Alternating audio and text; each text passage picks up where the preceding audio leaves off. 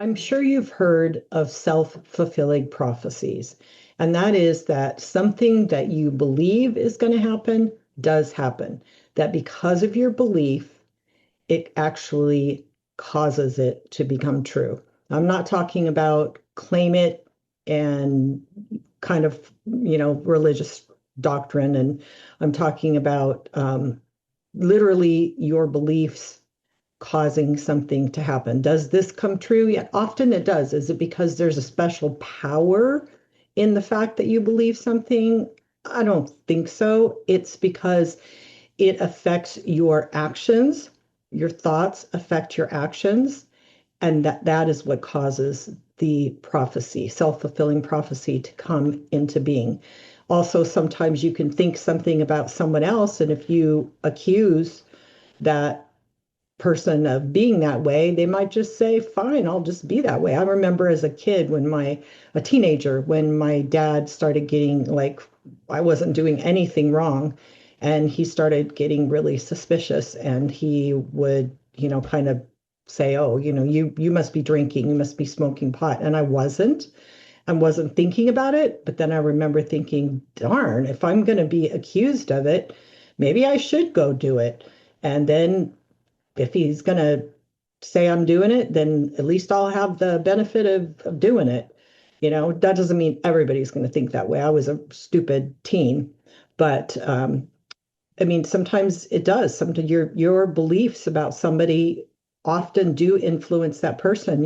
As a child, when somebody tells you you're never going to amount to anything, many people have trouble overcoming that thought or that belief, that prophecy. And in the Bible, common to in Israel to give blessings to people, to say that this is your future, and it would predict a positive future or tell the person what was going to happen. And that influenced the way that they lived their lives.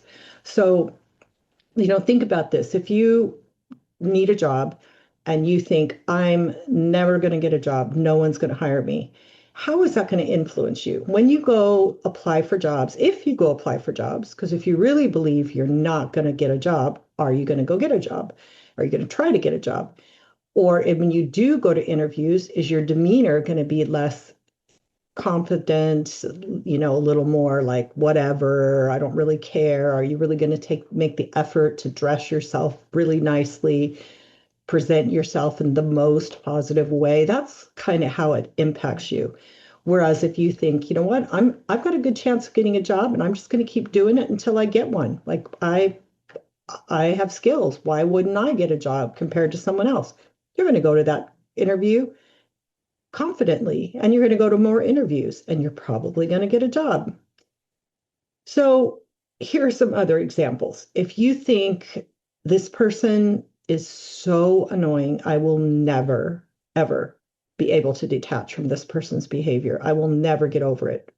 Are you really going to try to work on detaching? Because remember, I teach you to act as if you're detached until you're detached. So if you're looking at this person, you're thinking, I am never, ever going to not be bugged by this person. This person's going to get under my skin for the rest of my life, always annoy me. I think that person's going to annoy you more. And you're probably not going to try to act as if you're detached. It's going to be a different effort and a different way of looking at that person. What if you think, I'll never make any friends? No one will ever be interested in me, or I'll never be able to find a spouse. No one's going to want to date me. How are you going to present yourself? Are you going to present yourself? Are you going to reach out? Are you going to be friendly?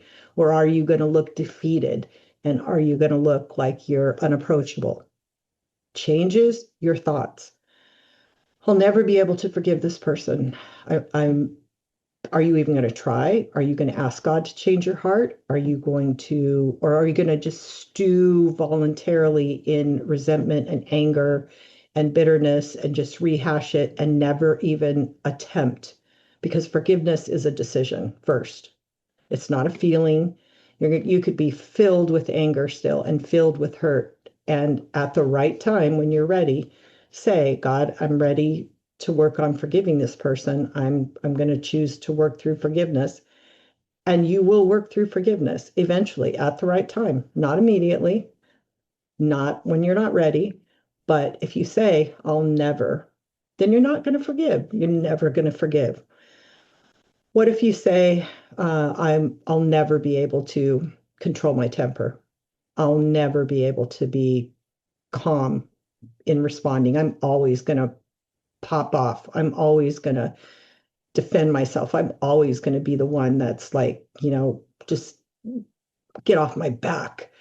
You're not going to try. You're not going to work on regulating yourself. I've worked for years on self-regulation with a somatic therapist. It's helped so much just to make my whole body calmer, which makes me so much calmer in responding even to people that are upset. The same person doing the same thing before doesn't have the same reaction from me. But I worked on it. I made a decision. I tried to change it.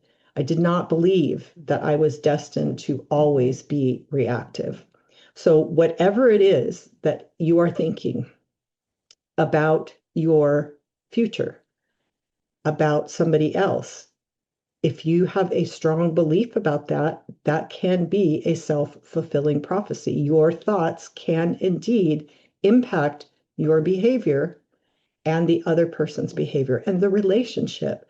So I'm not talking about pretending. I never ask you to pretend. I never ask you to deny things. No denial. Realistically looking at your life, realistically looking at the situation, realistically looking at the relationship. Okay. Realistically, realistic expectations. Change your thoughts to align in that circumstance with what is the most positive and the most good based on the choices that you have within your control. What is it that you can think that is the most positive and good to influence yourself, your own behavior, and also the behavior of the other person, so that you can align your thoughts with what's good and what's right? Honestly, think about it. Just our thoughts and how we perceive ourself and other people are powerful. They do have an impact. If you look at someone who is annoying you as just a horrible person and you never look for any compassion or any good, you're going to continue to see that person in their worst light. Same thing about yourself. Okay. Proverbs 23:7 in the New King James Version, or the King James Version, as I grew up with. For as he thinks in his heart, so is he. Or so as a person thinks in their heart, so they will be. As you think in your heart, your actions will follow. Change your heart, which the heart in the Bible often is talking about your mind and heart interchangeably. So as you think, as man thinks in his heart, so you will be. Okay? Doesn't mean it doesn't mean thinking in your actual heart. It means thinking in your mind. Philippians 4:8. Finally, brothers and sisters, whatever is true, noble, right, pure, lovely, admirable, if anything is excellent or praiseworthy, think about these things.